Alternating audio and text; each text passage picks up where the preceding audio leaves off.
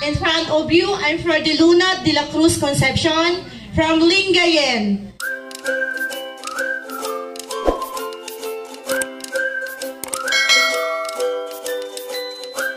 Una po, na-member po ako 2023. Nakakwentuhan lang po ako ng isa kong partner, business partner.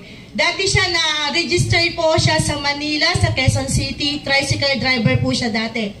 Tapos sabi niya sa akin, bakit hindi po bumababa ang BP mo? 220 over 180. Pero hindi po ako na-heart attack, natumba or ano, basta sabi ko, malakas ako. Tapos sabi niya sa akin, try mo po ang DXN product. Try mo ngang gumamit ng DXN Lenshi Coffee. Tapos sabi ni Sir Efrem, sabi niya, alam mo, maganda yung katawan mo, malusog. Pero nakikita ko, may iba kang ano, sabi ko, sir, talagang tabain po ako. Sabi ko, kasi hindi ko pinapabayaan ang sarili ko sa pagkain. Pero hindi ko po alam, akala ko katapusan ko na. Napanaginipan ko ang asawa ko, sabi niya, ma, magpa-check up ka. Kasi lagi po akong nahihilo, tapos hindi na ako nakakatulog, iba na to.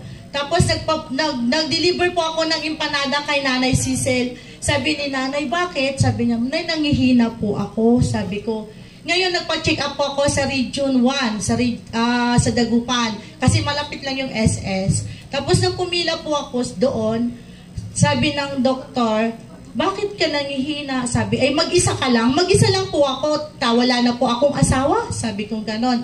Tapos sabi niya, may sakit ka, ma'am. Ano, pwede kang magpa-lab chemistry. Okay po, doc, sabi ko. Tapos pagkatapos mo yan, dalhin mo dito. Tapos nagpa-lab chemistry ako. After 2 hours, hinintay ko po. Sabi niya, ma'am, i-admit ka namin dahil lumabas sa ECG mo, cardiac arrest ka. Ma'am, hindi. Sabi ko, nandito po ako, malakas po ako. Yung bag ko, dala-dala ko ang kape. Ma'am, sabi niya, ano yan? Sabi niya, DXN coffee lang po. Yan lang po ang ginagamit ko. Napakagaling mo dahil malakas ang immune system mo. Sabi niya sa akin. Tapos, sabi niya sa akin, ma'am, komplikasyon ng sakit mo. Sabi ko, umiyak na ako. Sabi ko, ma'am, ayaw ko pa pong sumama sa asawa ko. Tapos sabi niya sa akin, diabetic ka? Sabi ko, agi, ito na yung kinakatakutan ko dahil family po kami ng diabetic. Sabi ko, ang nanay ko, 55 years old, namatay siya sa diabetic. Naputulan po siya ng sa paa. Tapos sabi ko, high blood, hypertension ka, uncontrolled. Sabi niya, bigyan kita ng mga reseta na kailangan mo inumin kasi fatty liver po ako. Parang komplikasyon na po talaga. Tapos, maya-maya, nag-ring ang cellphone ko, Sir Efram. Sabi niya sa akin, ang sabi niya sa akin, partner, sabi niya, anong nangyari sa'yo? Sabi nila, ang dami ko ng sakit, mamamatay na kaya ako? Sabi ko.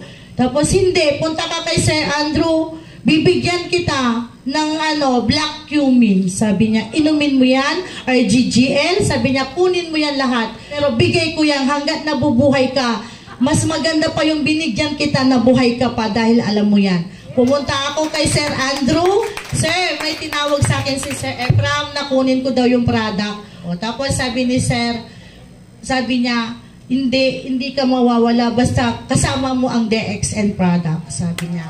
Tapos nung ininom ko po yung yung black cumin, 6 ang sinabi ni Sir Efrem, pero ang ininom ko 10.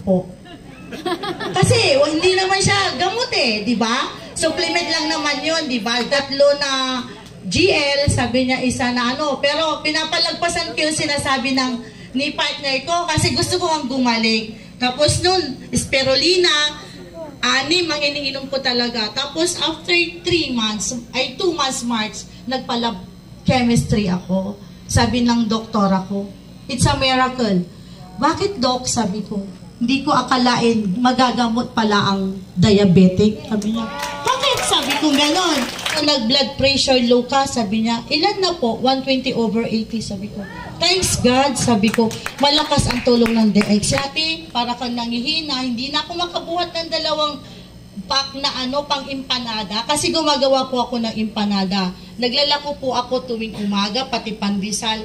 Parang naghihina ko noon, pero nung nag-DXN ako, talagang powerful. Ang DXN, marami po silang natutulungan. Saka alam ko po ang mga DXN user, magaganda, guwapo, hindi tumatanda.